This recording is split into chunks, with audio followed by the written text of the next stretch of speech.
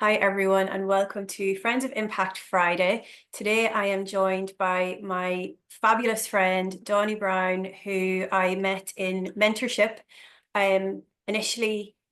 And I was thinking about this last night, and it nearly brought me to tears. So when I joined our first mentorship, like a Zoom session, I heard Dawnie speak, and I was just blown away because she speaks so poetically and eloquently, and everything sounds so beautiful and romantic and just fabulous. And I thought, oh, I don't know, I can't understand some of those words, but I know she's just amazing. As in, she speaks from her heart. She's so, everything's really profound and deep and inspiring. And you're going to really enjoy this conversation because she's got so much to give and so much to share.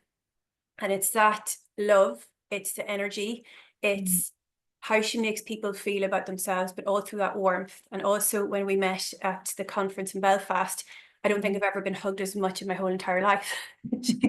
She radiates love, beautiful person, making such an impact on the world. And I know that you're going to get so much from this. I'm going to share just a little brief introduction on Dawnie. So Dawnie is a spiritual teacher helping people awaken to their infinite potential by connecting the intelligence of the heart. Dawnie's all about the heart, and she has inspired me so much, also really connecting more to my heart. Dawnie has helped young athletes facing disqualification go to #1 in Great Britain, through to young adults facing end of life and connecting to their inner peace. Dawnie had a profound consciousness shift that showed her the importance of self-forgiveness in individual and collective transformation. She now assists people who want to grow personally and spiritually by sharing principles and practices that can set anyone free.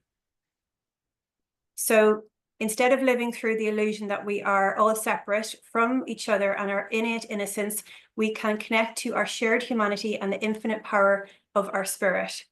This is a place from which the imaginable is possible. And Dawnie has 35 years lived experience with mind, body, spirit connection and 26 years as a mentor and therapist. And I am honored, grateful, and really enthused to have this conversation with the fabulous Dawnie. So Dawnie, thank you so much for joining me. I hope you are keeping well. And can you tell me about you growing up? What were you like? Well, firstly, Louise, I'd like to say it's amazing to be here with you today. And what I'd love to share before I answer your question is something very special that my first ever amazing clinical supervisor shared with me. And he shared with me that if you're nervous, share it. Yeah. And I'm aware right now that I'm nervous, but that nervousness is a messenger saying, Dawnie Brown, we hope this is of value to the people that hear it. So lovely to be with you again here today, Louise, and thank you for asking me to come on to your amazing Friends of Impact moment. So, Thank you. my pleasure. What was I like growing up as a little girl? So, very, very profound, hypersensitive, Mhm. and really curious. Really curious. I spent all of my time until I was about 12 years old with my pony in nature, or a good few years of those first 12. And Yeah. my first teacher, who I consider has been my biggest teacher, has been the natural world. So in that connection with nature and in that connection with my pony, who was teaching me unconditional love, Mhm. I was learning about resonance. I Mhm. was learning about energy. I was learning about the power of stillness, and I was learning about my innate spirituality through connection to the natural world and my relationship with my pony. Mhm. In respect of the curiosity, I had to know why. I I just remember these conversations. Why? So I would ask why, and what about this, and why, and why, and why, and why, and why. And then the end, I can't remember who, but I just remember the adults just say, I just don't know. And that was so I wanted to know why. And that Yeah. curiosity stays with me today. Like I really love to understand things. And I really love, most of all, to understand what causes suffering, Mhm. what causes us to have a joy and a health, and what are the causes of a world where we can end things like wars. Yeah. Yeah. Okay, it's interesting because even from a very young age, having the curiosity, but also that connection to nature and animals. And I think that's something, it's a common trait as well, because I was Mm. quite similar, always out in nature. Animals are my best friend. But it's that disconnecting from everything. When we were growing up, there was no phones and social media, and we had so much time to even explore those parts of us, and to even just, I think it's so important for young people to Mm. spend time in nature and to like get away from the technology, get away from the noise, because a lot of young people that I have worked with, their nervous system's in fight or flight, and that's because there's no boundaries or discipline on laptops, on phones, things like that. So I think that's a really important message, firstly, to grow your interests and your passions and to get to know who you are. Stillness is key. Stillness is so key. Mm. And what's also true is when we don't have all the technology and when children can just be outside in the natural world, adults too, because we've all got that little kid still living inside us. Mhm. As children, given the chance, we're more likely to connect to our heart, and the heart is obviously dialed up to our spiritual connection. So being in nature and being still is really important for being able to actually connect with our emotions, which are in the body. Mhm. And so, therefore, to allow the nervous system, as you say, to settle, because when the nervous system settles, it balances, then we connect to who we really are, not who society said we are, or not who society says we should be. We Yeah. connect actually to what we love. And what we love is ordinarily a path to happiness, because if we do the things we love, which we're often good at, we often end up pursuing a meaningful life. And everyone Yeah. loves meaning. Yeah. And I think the more that you know who you are and your passions, and this is something that I have only, I suppose, discovered throughout my late 30s, is sometimes we go on a path of what society thinks we should do. Mm. And if we reflect on what we loved when we were children, it's Mm, linked to our purpose. And I absolutely. was similar to you, always curious, always in nature. Mhm. I was the little girl looking at the butterflies, just looking up at the sky. I always knew like that there was more. Like, what is this all about? And I think that's so Yes. important. Ask more questions, allow yourself to be curious and Yeah. and think differently. Yeah, absolutely. Curiosity, I think, is key to a rich life. Yeah. Yeah, and not be afraid to be different or to stand out and express yourself differently. Because again, I've shared this a few times, your vibe attracts your tribe. The more that Yeah. you be yourself, you give other people permission to be themselves. And then you don't have to pretend. You don't have to put the filter on or the mask on. It's just, for me to be free, I've got to be me. It's either Bob Proctor, or I've heard Kim or Brian or some of them say that. Yeah. And meeting you in mentorship Hmm. was a gift. And we have so many beautiful people in our community. And I think it's that like-minded common interests of Hmm. self-improvement, making the world a better place, Yeah, continually learning and growing, but also realizing that we're all on a journey and all changing, and there's so much to continually learn. You know? absolutely. So as I shared, like when you get out of your comfort zone, and for me, that was getting out of my comfort zone, because I remember the first time hearing you speak. And I shared this with you before. I think, and I fully believe that your voice and the way you express yourself is one of your biggest strengths, because Yeah. when you speak or read, I could listen to you all day. And Yeah. I think, like for kids' stories or for audios, you'd Yeah. be just incredible. Were you always a really good speaker? Like, did you always speak so eloquently and beautifully? It's a great question. So, in school as a kid, Mm. or not as a little girl, as a teenager, I was very verbal, Mhm. very outspoken in class, and I would always articulate. Mhm. My favorite three subjects were biology, because I was just fascinated by the natural world and the body, because we're all mammals, right? Mhm. And also speaking. So, yeah, I guess I did naturally speak. I'm not sure that I ever knew I was good at it in the way I've recognized recently. It's only been in recent years that I've really come to know my giftedness, because the way I've lived my life is I get up, I live with integrity, and I try to be as kind and loving as possible. And through that practice of devotion, develop wisdom. And then that feeds into how then I wake up the next day. So it's only been in recent years that I've really realized that I definitely have a gift as a speaker.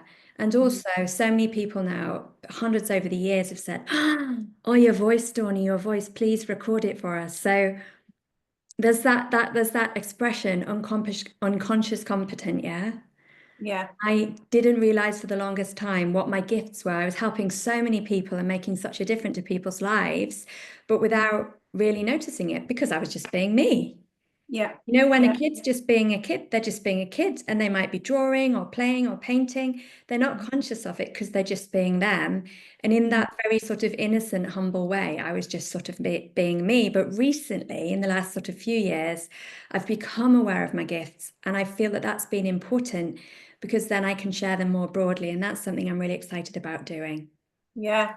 And I think for anybody listening, it's to understand that when you are on your journey, or if you're either on the wrong path, or as you get older, you you learn more about yourself. I Mm-hmm. think instead of studying everybody else, when we get to know ourselves more and again tap into that either inspiration, things we loved as kids, things that people are complimenting us on, giving that feedback, because feedback is important as well. Mm. Constructive feedback or Yeah. it's compliments. It's Mm-hmm. like if people keep reoccurring and telling you those things, then maybe there's something in that. It's to listen to that. It's like signs from the universe that maybe, okay, maybe have curiosity on this or explore this, that Mm-hmm. it's our gifts and natural potential that Mm-hmm. are there to be expressed and shared. And the more that we can do that and stop putting the blocks in ourselves Mm-hmm. and know that we all have so much within us, then I fully believe that people will be happier and more loving, more content, more peaceful. And I even having this conversation with you, as we shared before, if we impact one person's life, and if something resonates, if something creates a spark, and they decide to either take action on something, to change something, to explore it, then we've done a great job. That's what I always believe. It's those conversations. Absolutely. And that reminds me of something one of my supervisors said years ago. So Mm, I was in supervision chatting away about this wonderful woman I work with, or I used to work with, amazing person. mhm, And I acknowledged that she would say often to me, Dawney, you're amazing. And mhm, my supervisor said to me, Dawney, it was a really powerful moment. He said to me, Dawney, when your client says to you, I don't like the word client, by the way, but when another human being says to you that you're amazing, they're not telling you that you're good at your job. They're saying there's something about you that has a really profound impact on them. mhm. He said, and if you don't receive that and celebrate that and welcome that, then you're not fully respecting them. I was so Yeah, shocked. So, yeah. in that moment of changing awareness, because it's all about becoming aware, isn't it? The more aware we are, the more power we have through choice. And when I say power, I'm going to reference the spiritual power, the inner power of love, not the worldly power of dominance. Yeah. Mm, So in that moment, I was like, oh my God, that's really amazing what he just said. And it's like a punch, really. And so I decided in that moment that every time anybody who I really sort of esteem and really regard highly says something, not that's a compliment, but an observation of how I'm impacting them or another, I'm going yeah. to take it in and eat it like dark chocolate. And this marked a massive turning point for me because it shifted me Yeah. into a higher self-esteem that then became the return to love, which I'll talk about later. And I Mhm. fell madly in love with myself. Yeah. And I say that not from ego, but I from know. I really, really love myself. That doesn't mean I don't have insecurities and wobbles and all the humanness. But Mhm. I remember it was that point, that was like the knocking of the domino that Yeah. ended up with all the dominoes falling and me looking in the mirror going, I really love this person I see because in her is such goodness and that is beautiful. Yeah. And I think that's incredible because the more people that can love themselves fully, the Mm, shadows, the light, all of it, mm, and accept themselves, then again, the more that the world is going to be a better place. It's when we have self-loathing inside, that's what we express to other people. Yeah. When we mistreat ourselves, then that's what's, expressed again to other people, or we attract those kind of relationships. So having love for yourself is Mm. not selfish, it's selfless, because it means then that you're going out and you're actually being a better person. You're not Yeah. acting from a place of anger, resentment, or mistreating people, because happy people don't intentionally go out to hurt other people. It's people who are unhappy who project that what's in the inside, and then again mistreat people, or have resentment, or reacting, and all of that stuff. So it's understanding, and it took me a long time to learn this. I remember listening to Louise Hay, and it was the affirmations, and it's all about self-love, and say it to yourself, I love you. And I thought, again, it took me a long time to start doing this.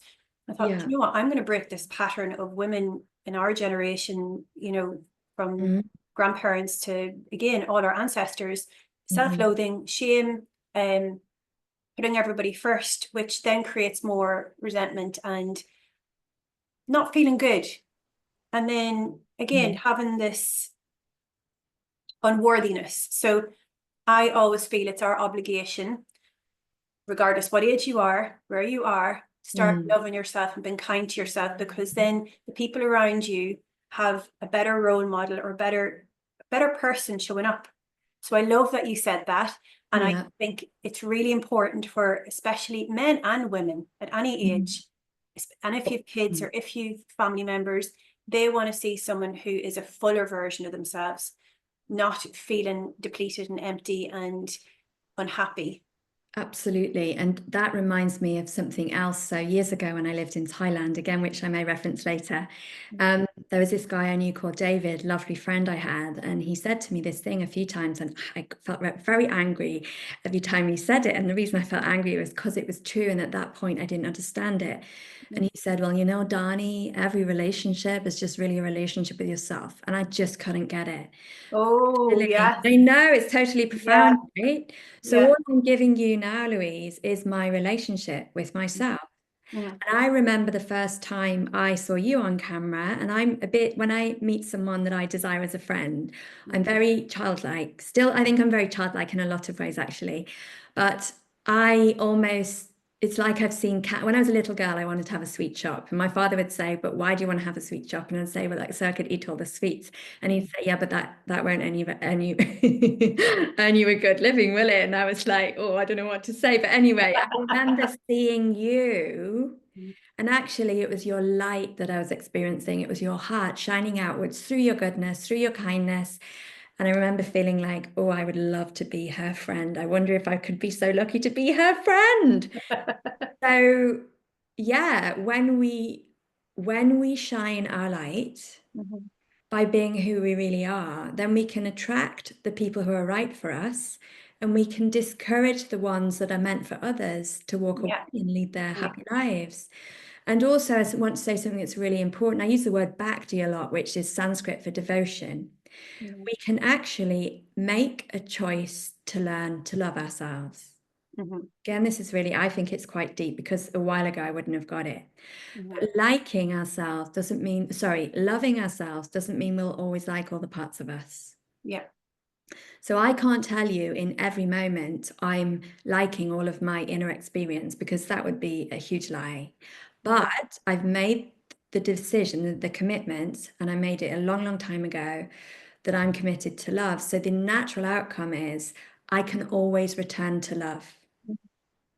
And that inner ground of love is the most powerful ground any of us can stand on, because it's the power of the universe speaking through us, or it depends what word you want to use, or God, or source of the infinite potential that we are speaking through us, because love never stops loving. It loves all of us, and it never judges. So when we can return to love, we can practice self-forgiveness. Yeah. Yeah. And I suppose the perspective I look at it from is, in the more that we love ourselves, the more love we have to give. Yeah. It's that analogy that's used, that if you squeeze an orange, you get orange juice. If you squeeze an apple, you get apple juice. It's what's on the inside shows in the outside.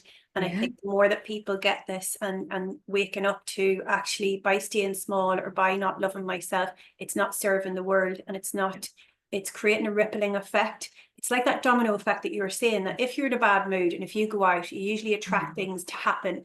Like somebody looks at you sideways, or somebody cuts in front of you, and it's like that energy that we put out.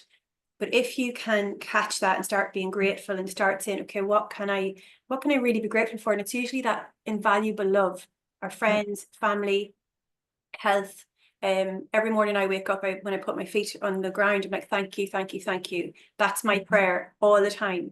Thank you, thank you, thank you. And especially if I'm worried or if I'm feeling a bit overwhelmed, when going for my walk, I say, thank you, thank you, thank you. I thank you. And I just keep thanking the universe, thanking God. And I think it's that thing of, because gratitude is also love, I believe, is in love for friends, family, the things that are invaluable.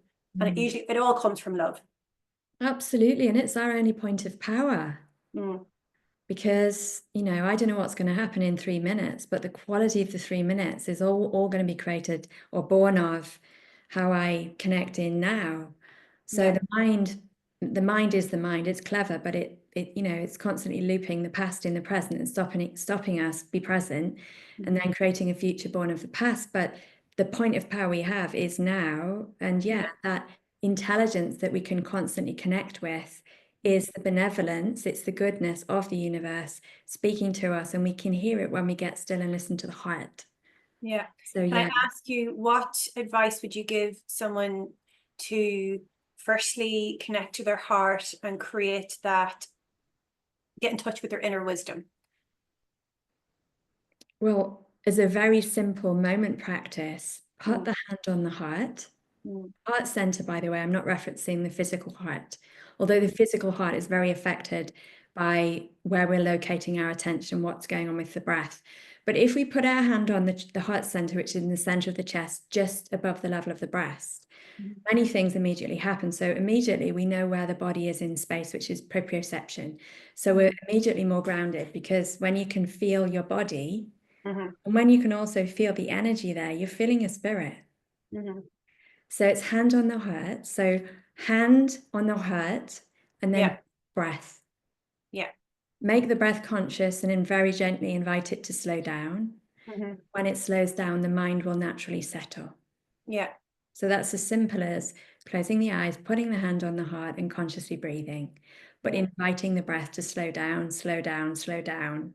And then almost drawing all the energy that's outside of us inside the body, so that we enter into presence.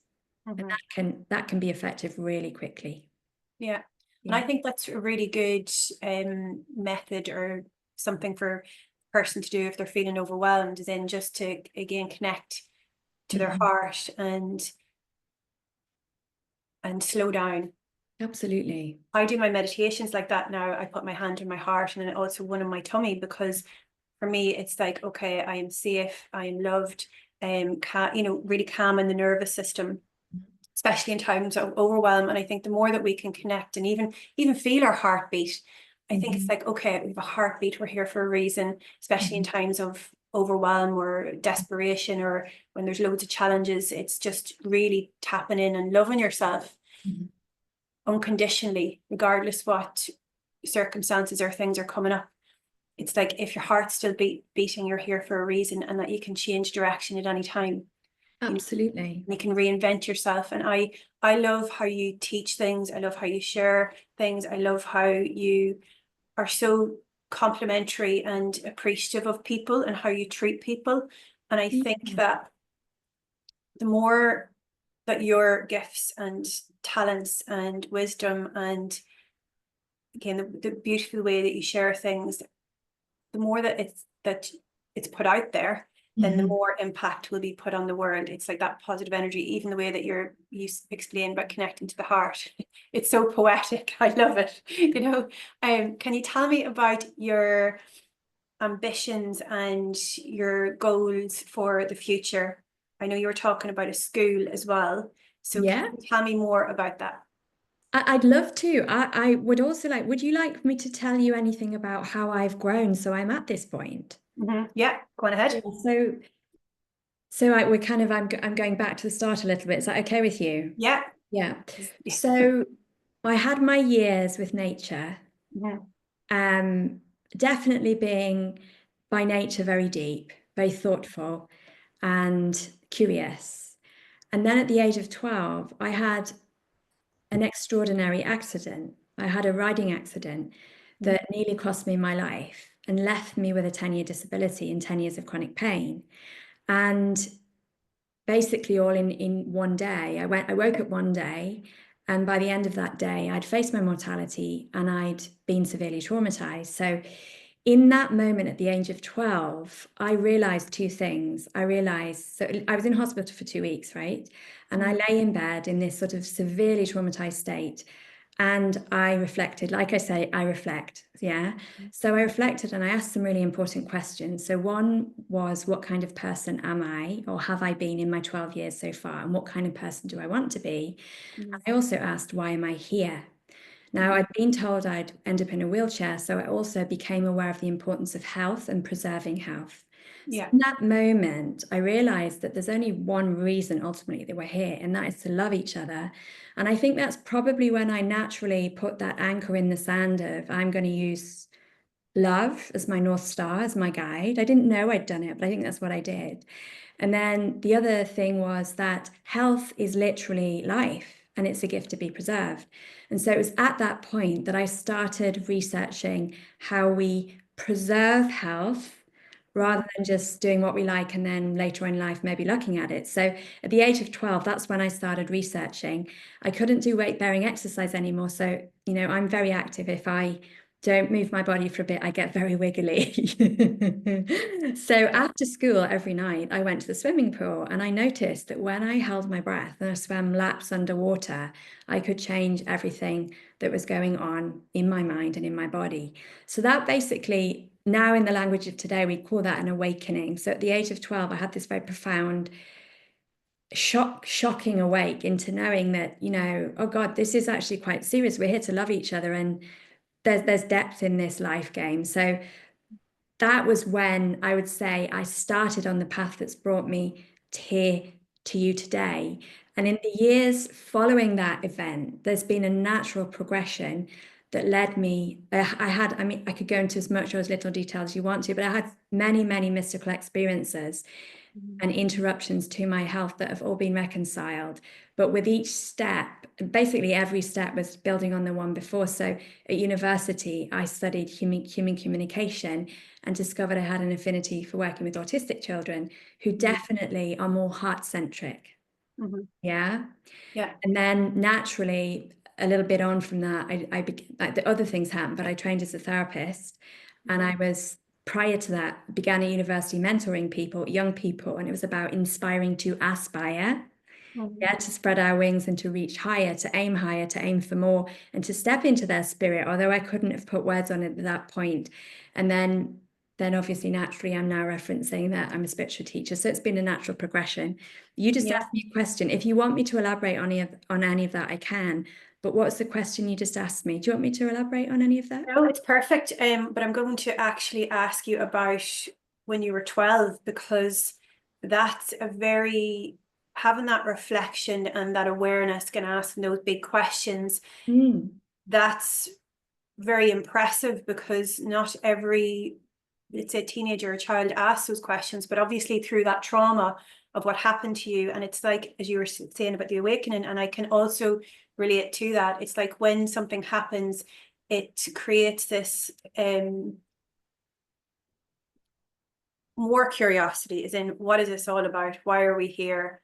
I was quite similar, like that, having many different chapters, but every chapter serves its purpose and leads you on to who you become. And also the experience that you have, the different health issues, but overcoming them, having more gratitude, and also gaining more experience and more love for your health. As you were saying, you're always active.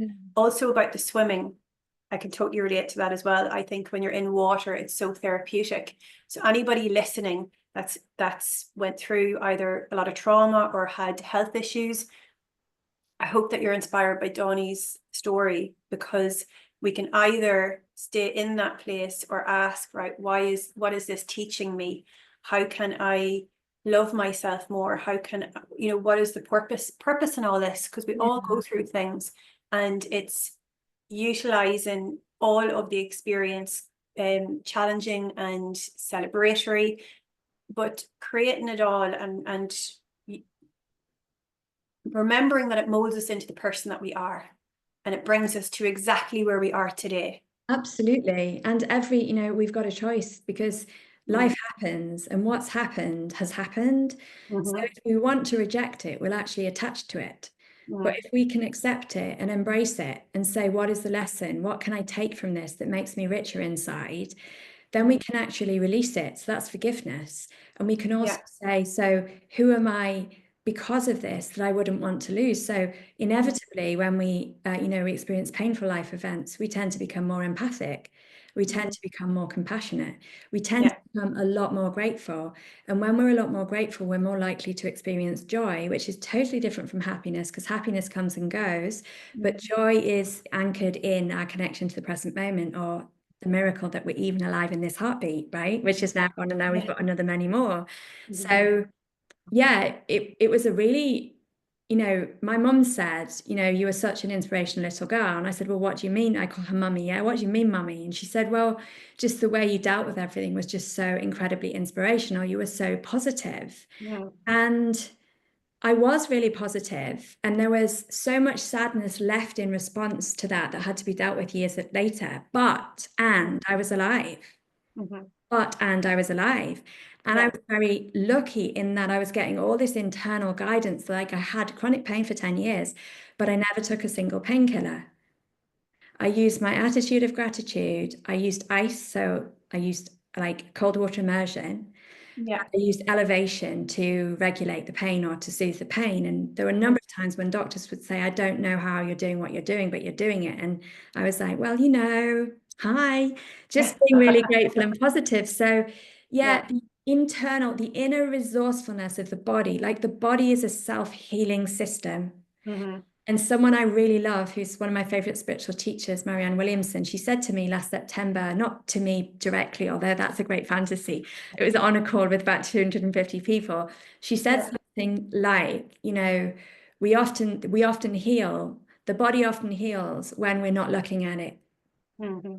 So it's like when we're getting on with life and maybe connecting to meaning and what has the gift been in an experience, and maybe less focusing on the pain of something, that we're more likely to soothe the pain and for things to get better.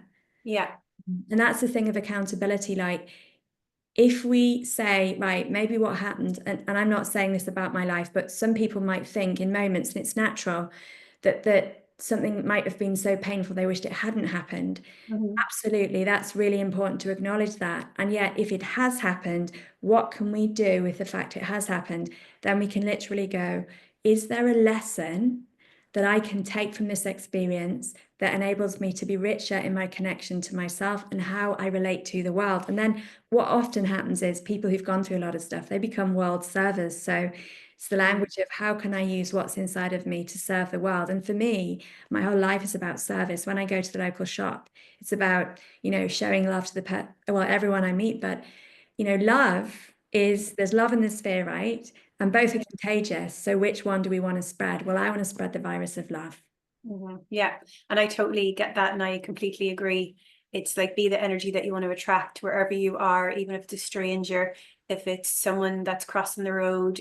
Like, I meet a lot of tourists around here, and when you smile at people and when you give them a little bit of comfort, it's that feel good factor. It's again, be that person that you want to attract. And if you can't find a good person, be one, and then you're going to attract more good people. I love the fact that there's so many different layers to, I suppose, your story and your journey and how you inspire, but also your attitude on things. And I think that's really important to people, because if we, again, chronic illness is something I went through also, but it's like, and I went down a different route. I tried the medication. I was resentful for a while as well, because we can go through that stage of grieving our previous life. And it's like, don't grieve over what you lost. Look forward to what you're going to gain, which is appreciation, new perspective, a new attitude. Because I definitely had a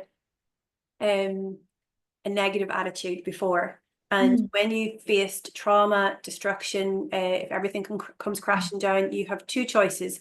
You can be bitter, or you can get better and be better and become a better version of yourself. So what you were saying about really focusing on health, I think is really important too, because we can focus on an illness and focus on, again, pain, or really go down the rabbit hole of medication and trying to numb things, trying to avoid disconnecting. It usually comes, a lot of it can be resolved through healing, through love, through lifestyle change, mindfulness, connecting to your heart, meditation, all of these things.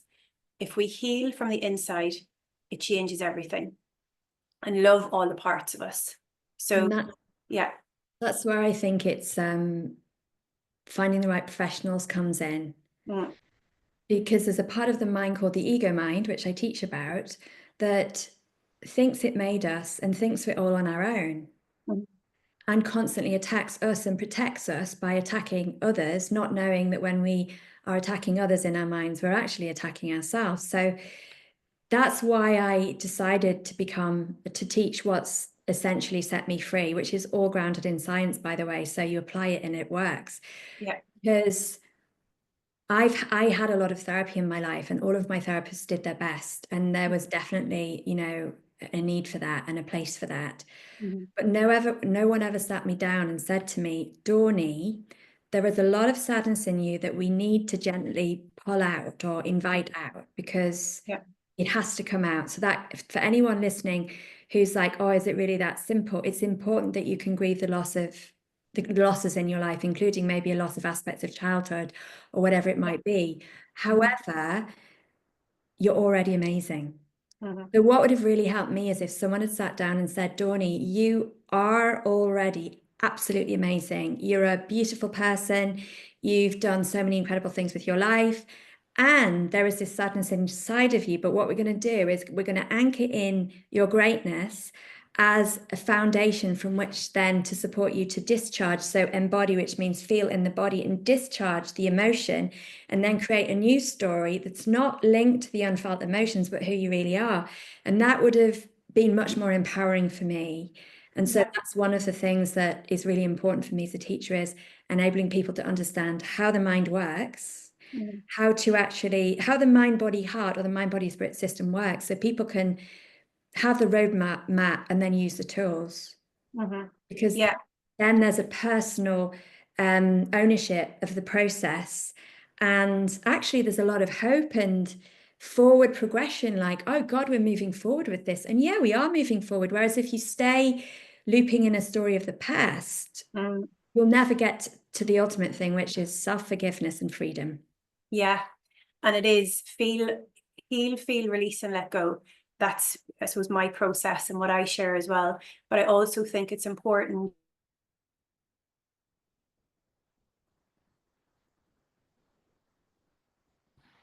What's happened to the connection? We'll just check. Oh, you're back. Okay. It froze for a wee sec. We froze. We just needed a break. Yeah. Yeah. So I think when people understand, okay, emotions are energy in motion, and if you, throughout your life, if you push down emotions, again, you're that little inspiration when things happened, and the little, you know, put on the brave face, but underneath that, your emotions needed soothing. So we do that because it's like either the people pleaser or trying to be brave, when if we have a cry and release these emotions and check in with ourselves on a regular basis.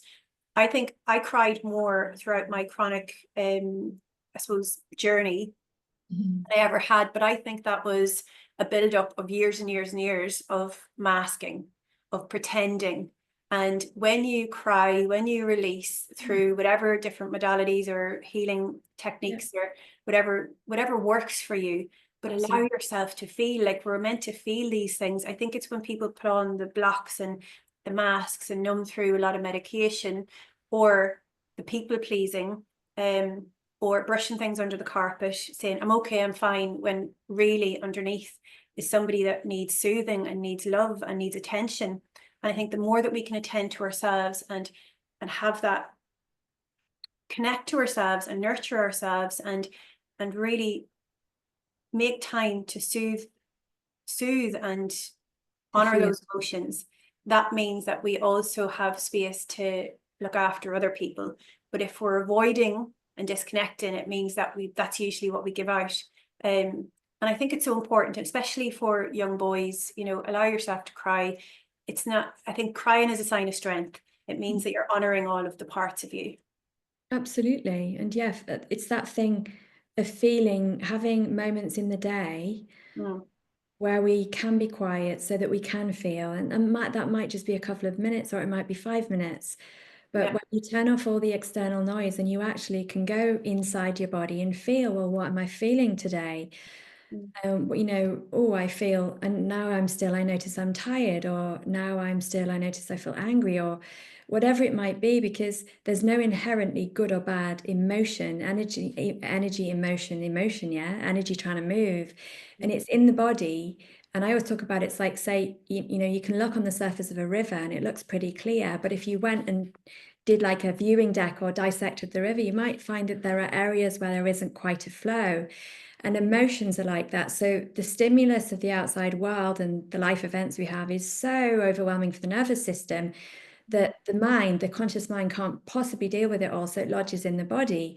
And yeah. that's why if we don't get still, and then when we reach the moment where we maybe need some support, if we don't reach out to learn how to be held in meeting our unmet emotions, and then feeling and discharging the energy, and importantly, creating a new story around who we really are, then it's just lodged in the system. So what we then do is we loop in the Mm, story of the unmet emotions, and that keeps us in the past. So yeah. yeah, it's not comfortable to feel vulnerable. I don't enjoy it ever. And it's part of being human. And when we can connect to the heart and know that the love in our heart will not judge us, and maybe even be in a community where everyone is working from that stance of learning to live from love, all the parts of ourselves and each other, then it Yeah. becomes a lot easier. So, Yeah, definitely. And I think the less that we judge ourselves and that we can again love the all the parts, the shadows, the mistakes, the failures, and know it has created who we are today, the less absolutely. that we judge other people, we can Yes. understand that people are meeting you at where they've met themselves, Yeah. or they can only meet you at the level that they've met themselves. So the more that we do the healing work, that we do the personal development, that we invest in ourselves, that we reach out, and for anybody watching this, if anything resonates, if you want to work with Donnie or myself, or if somebody that inspires you or that you connect to, reach out to them. And this is the whole point of these conversations. It's that something is going to inspire you or connect to your heart, and you're going to think, okay, I have, you can either relate to some of our stories, or something has just clicked. I encourage you to reach out, because we can all get unstuck, we can all break a pattern, we can all make changes by reaching out, and that's how we make changes, by we need each other. We can't do everything alone. So the difference between independence and interdependence. Mhm. So we need to learn as part of our maturation that we can be independent, but ultimately the model for life, for a healthy life, is interdependence. Mhm. That means knowing, who can I ask for help? Mhm. Who can I ask to have fun with? And Mhm. so we all need each other. Like I need my bin man, I need my doctor, I need my neighbors, I need you. We all need each other. And we've all got something so remarkable to bring to the table. And when we connect in with, again, what do we enjoy doing? And we bring who we are to the table, then we just make a really rich, more connected, more harmonious society. Yeah. And something you said a moment ago reminded me self-forgiveness. It's my understanding that we can't really ever forgive another properly unless we've forgiven ourselves. Yeah. What the mind, not it's not who we really are, but it's the untrained mind will do. It will say, but they've done that. And it will Yeah. make it about them. But actually, it's like turning the mirror. They might have done that, but actually, what has that touched in me? Because if I've now moved away from that centered space, that stillness or that balance in me where I know I'm okay and I'm safe, Mhm. and what is asking for love, because all departures from inner peace are a call for love. So yeah, the moment in which I experienced, it was an experience I had a few years ago, and I think it was in the lockdown period. I experienced, and it was in response to my diligent study of one of the texts that I share with my students, which is called A Course in Miracles. I had this spontaneous beyond time and space, which means it was just, I couldn't have located it in time because it was very mystical, but it was very real. And that was this dawning realization that in my life, all I'd ever done, it was my best, and that I hadn't done anything wrong. And the Yeah. people around me who'd raised me, who'd loved me, all they'd done was their best, and none of us had done anything wrong. And in that moment, whilst it might sound quite simple, I had this profound internal shift of, oh my goodness, then if I'm innocent, then so is the whole of humanity. Yeah. So what's blocking us from experiencing our innate innocence is the shame we get locked in. Because when I was 12 years old and I lay in my hospital bed, I concluded that I was a selfish person, and that if I would be a good person, I would do everything for others. But I'd also had severe traumatization, and naturally, in response to severe traumatization, the body is frightened, and the frightened body will obviously create loops of thinking that are quite self-attacky because we're a bit scared. But it was in that moment when I was like, oh my God, I experienced my innocence, and I realized we won. And I'd had that oneness experience many times, but something changed in me that day. And I was like, okay, so a key to freedom for all of us is, can we learn the practice of unconditional self-forgiveness? Because if we can, what we can then learn is unconditional self-love. And when we've got that, then we can actually love the whole world. Yeah. Yeah. I love that. It's beautiful. Can you tell me about your dreams and ambitions and your plans for the future? Because I know that you were talking about a school and your plan to move abroad, Yeah. and you're creating more of an impact. So can you share that with us? So, and it's really inspiring. So can Yeah. you tell me more about that, Donnie, please? Absolutely. So firstly, and anyone who is listening again or watching, what is your heart calling you for? So I'm a nature person. I'm a fish. Where is Dawny? If she's in the sea and in the sun, then she's fine. Yeah. So I've always wanted to live in the warmth by the sea. So I'm working towards that right now. That's my dream of, I live somewhere with a slower pace of life, where I can dine al fresco, which means outside every day, and I can meet people from around the world, but have a more outdoors lifestyle. And whilst there, and here too, because I'm still here in England, in the northeast of England, what I'm preparing to do very, very soon is to support a community of people from around the world to learn how to live with love, not fear. So what we'll do is we'll it's people, they weight train, they go to the gym, they maybe go a few times a week, well, and they maybe will do that for the rest of their life. What I'm going to do is accompany people who want that knowing of their higher purpose, of that inner peace or connection through their connection to their own soul. So we will meet every week online together as a community, and we will meditate. So we're always learning and deepening the practice of meditation. We'll study heart intelligence. We'll study how you integrate your personality, which is learning to love all the parts of the self. We'll use active meditation, breath regulation. So we're really, really looking after the mind, body, and spirit. So it's preventive healthcare too. And what we'll be learning to do is how, in any moment in life, we choose to embody and to choose the path of love, not be anchored down or hunkered down in the fear. So we're activating our heart intelligence and our spiritual intelligence, and we're learning how to be the change we wish to see in the world. So instead of relying on this outside stimulus of, social media and society saying what it says, we're connecting with our ultimate power, which is about 95% of our potential, actually, that's linked to the heart or the spiritual aspect of us. And we're learning how to begin again, how to use our faculties of our mind and connection to our spirit to release yesterday, to begin again whenever we remember to, but at least every morning and every evening. But how we also wake and we create a new kind of world. And that world is a world bound by our knowing that ultimately we're all made of love. We can be in this world and thrive in this world, but knowing we are made of and connected to the infinite power, which is the love that never stops loving us all. Sounds fabulous and really, really impactful, beautiful, calming, therapeutic, healing, so many different benefits and transformation as well. And I think that transformation from the inside, it's phenomenal. I also just want to, because we only have a few minutes left, but so I got these today, right? Because we've got a lot of humor as well and playfulness. So I love that. I love that. It's right. good to laugh. I got these for you today. Love them. I was gonna I think I looked like that guy that used to have the wig on him, the purple wig.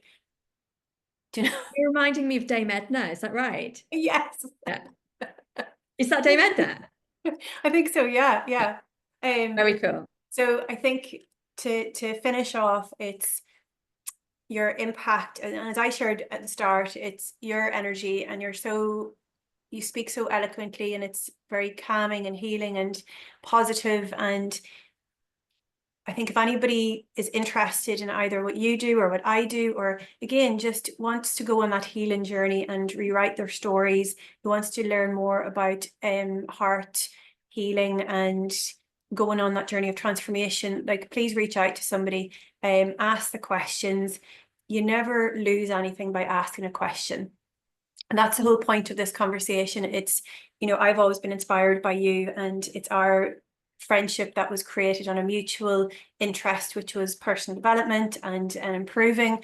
So for anyone listening, get yourself in places that allow you to stretch, meet new people, be more yourself, and don't be afraid to get out of your comfort zone. But also, when you shine your light and you're authentic and you own all of it, and remember that we all have so many gifts and talents and so many strengths within us, that when you are yourself, then your vibe attracts your tribe. So, and it's again, as you grow older and as you get more mature with more experience, you actually learn more about yourself. And I think when we know more about ourselves, we're not afraid then to stand out. Instead of when you're at school, it's like that kind of systematic thing of, okay, stand in line and wear the same clothes. It's like, be more yourself, be more vibrant, be a bit quirky, because that's how people are going to be attracted and drawn to you. And they're your people. That's the message. Is there anything you want to finish the conversation with, Donnie? Any message for anyone listening? Yeah, I'm just going to connect and see what comes.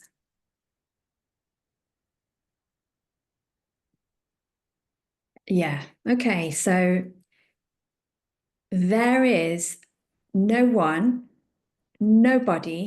on this earth like you, and there never ever will be.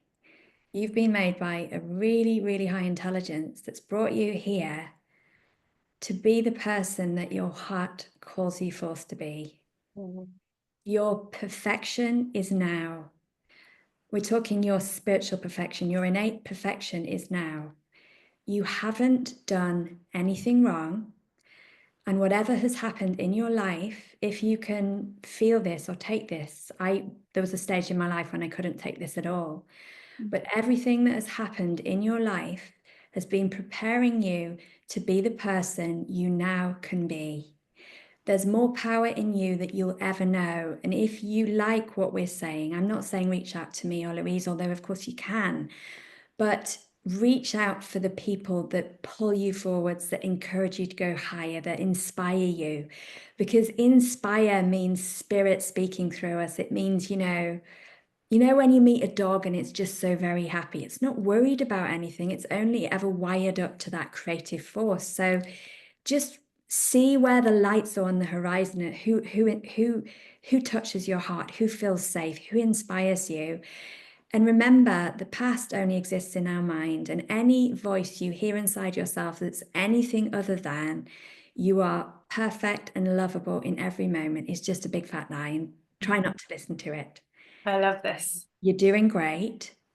And the thing I love music and art. If Mozart and all those great musicians hadn't brought forth their music, we wouldn't know any of that stuff. We wouldn't have any of the art. And for me, it's about making spirituality practical. So when we step out on the street, how can we be the presence of love in the shop, in this moment right now? How can we be the presence of love that transforms by self-renewal our own inner life, but also transforms the world around us? And we can all do it in any moment if we just want to, and we maybe find the people that want to do it too, because in community, our light gets higher and we shine brighter and we go higher faster. And that's why I love the power of community, because within community, we can learn so much more, because a question asked and an answer given to one serves the community. So it's like one energy squared. Yeah, Unit it's energy. amazing. And it's that collective energy. So thank you so much, Donnie. Again, I know through having these conversations over the last few weeks, I could sit and talk to my friends all day, because these conversations are so impactful, but also knowledgeable and inspiring, you know, for anyone listening. So thank you from my heart. I love you so much. I love you too. Blessed to know you. Again, I don't think I've ever been told I love you as much as anybody has, as you have shared with me, you know, but it's, again, I wasn't used to that. And it's, you have kind of broken that mold, as in, or that barrier, you know, because I think we can all have a little bit of a protective layer over us. And we're like, oh, we can't be too much, or we can't be too loving. But you have taught me that it's okay to be vulnerable, or it's okay to be all those different parts. And I thought I was doing really, really well on that journey, but we meet people for a reason, a lesson or a blessing, and you are truly a blessing. And I've so much love for you. I'm so grateful. I love what you bring to the world, and I love that positive energy and playfulness, because we always have a bit of crack as well. So it's, we can bring all the parts of us together, and remember, we all have so many strengths, and by supporting one another, we actually create more of an impact, and more people are healed. So celebrate each other's wins. If you see somebody doing something, or if you see somebody with gifts and talents, as you were saying, like, compliment them and receive the compliments. It's when we can give so much and just know that there's enough room for everybody. And Absolutely. when we support each other, it means that we're actually creating more of an impact. You know, as we talked about before, it's important that we have that community. Yeah, absolutely. I know that I wither without community. I really need community, and I always have done, and I always will do. I'll always be within community. And what I want to thank you for, Louise, is I think I said to you before we spoke today that I realized just in the last maybe 10 days that I do have a shyness about me. Some people might say, no, you don't, because I'm extremely chatty and I'll talk to anyone, but I have a shyness about putting my work into the world. And you've done that more than me, like you're a few steps on from me, but you pull me forwards, and I'm really grateful for that. So there's one more thing I want to say is, when we're out in the world, there's a person in front of you, just say hello, but say it from your heart. You never know how that person is feeling. And if they don't respond positively, it doesn't matter. It just means they're maybe not feeling great. But you can be the little ball of love that lights up their world and makes them remember, oh, it makes me want to cry, that there's a reason for them to be here. Because kindness and love is the glue that connects us all. But often we can forget it's there. So let's be the little agents of love, and let's glue our hearts together. Yeah. Oh, I love that. And I met this old man yesterday, and he kind of had a bit of a spin wobble, as in he lost his balance. And I asked him, are you okay? And it was the heat actually that had affected him. And I wasn't sure if he had maybe a few drinks or whatever, but I asked, are you okay? You're all right? And because I thought, if that was somebody, regardless, it's nice just to check in on people. And he was like, oh yeah, I'm fine. Thank you so much for asking. I really appreciate it. We all want to be seen, valued, and loved, and heard. And the more that we can look after, even if it feels like a stranger, we're all brothers and sisters, we're all on this planet together, you know, we're all connected. And the more that we actually remember that, instead of disconnecting ourselves or comparing ourselves, then that means that we're all being looked after. It's like treat people how you want to be treated. And I love that what you said. And I think it's a great way and great attitude. Just be more loving. Absolutely. And Less judgmental. I have my parents to thank for that, because my parents have golden hearts, and they showed me as a little girl that there are no strangers, and that you must treat people how you want to be treated. And that's one of the most important lessons in my life. So thank you, Mum and Dad. Yeah. Brilliant. Thank you again. I'd say we're going to do a part 2 and 3 and 4 because we could talk for hours. We have talked for hours. Thank you everybody for listening. I hope that something resonated and inspired you, and we send you so much love. We And do. thank you so much.